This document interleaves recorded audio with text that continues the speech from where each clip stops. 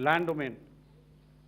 Air Marshal A.K. Bharti, to his right, Director General Air Operations, will provide insights on the air domain. And to my right is Vice Admiral A.N. Pramod, Director General Naval Operations, who will cover aspects on maritime domain. Following their briefings, we will move on to the question-answer session. I now request the DGMO to commence the opening brief. Thank you, Sandeep. A very good evening to all of you, ladies and gentlemen. You are all by now familiar with the brutality and the dastardly manner in which 26 innocent lives were prematurely terminated at Pahalgam on the 22nd of April. When you combine those horrific scenes and the pain of the families that the nation witnessed with numerous other recent terrorist strikes on our armed forces and defenseless civilians, we knew that the time had arrived to make yet another compelling statement of our resolve as a nation. Operation Sindoor was conceptualized with a clear military aim to punish the perpetrators and planners of terror and to destroy their terror infrastructure. What I do not state here, of course, is the often stated determination of India and its intolerance to terror. It set into motion a very diligent and microscopic scarring of the terror landscape across the borders and the identification of terror camps and training sites.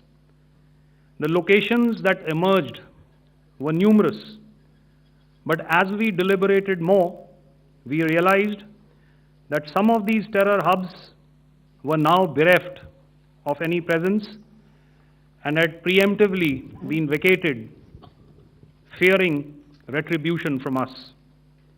There was also a term of reference and our own binding, self-imposed restriction to target only terrorists and thus prevent collateral damage. There were 9 camps that you are now all familiar with, which were confirmed by our various intelligence agencies to be inhabited. Some of these were in POJK, while there were others that were located in the Punjab province in Pakistan.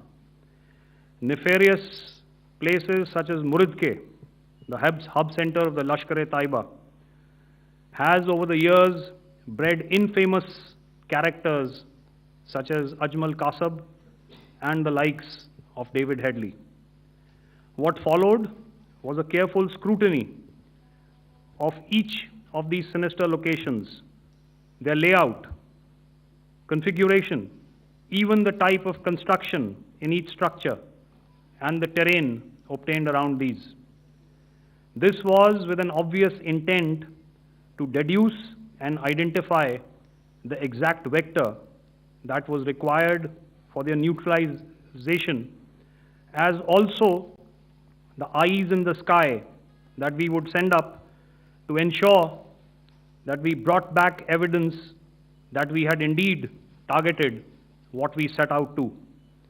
The precise images of these engagements on that fateful and historical night have already been showcased during the first press statement on the 7th of May that was helmed by our Foreign Secretary.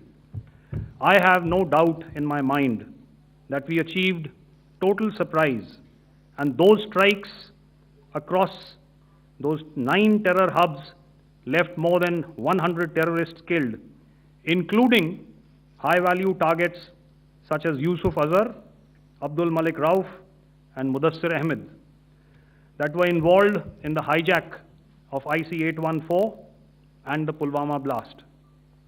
The line of control was also violated soon after by Pakistan, and the erratic and rattled response of our enemy was apparent from the number of civilians, inhabited villages, and religious sites such as Gurudwaras that were unfortunately hit by them, leading to a sad loss of lives. The Indian Air Force played a major part in these strikes by engaging some of these camps, and the Indian Navy provided wherewithal in terms of precision munitions. The Indian Air Force obviously had their assets up in the sky, and I will here request Air Marshal Bharti, the Director General of Air Operations, to detail for you the methodology that the men in blue